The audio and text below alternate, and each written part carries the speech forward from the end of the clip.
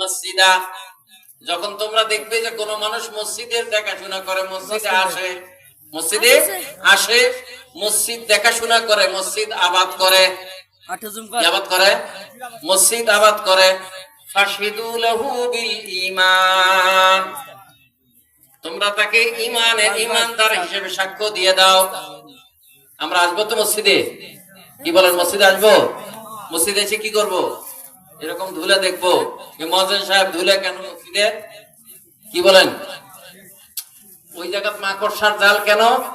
নবী সাল্লাল্লাহু আলাইহি ওয়াসাল্লাম বসে মসজিদে আসবে, মসজিদের পরিচর্যা করবে, ধুলাবালি নিজ হাতে পরিষ্কার করবে, ওই ফ্যানটা ঘুরে না, ফ্যানটা ঘোরার ব্যবস্থা করে দেবে, বিদ্যুৎ নাই, বিদ্যুতের ব্যবস্থা করে দেবে, মসজিদে রং নাই, মসজিদ রং করে দেবে, জানালা নাই, জানালা করে দেবে, মসজিদ নির্মাণ করবে, মসজিদে সহযোগিতা করবে, মসজিদের ধুলাবালি পরিষ্কার করবে, মসজিদের খাদেম হবে। আমরা খাদেম হতে চাই তো?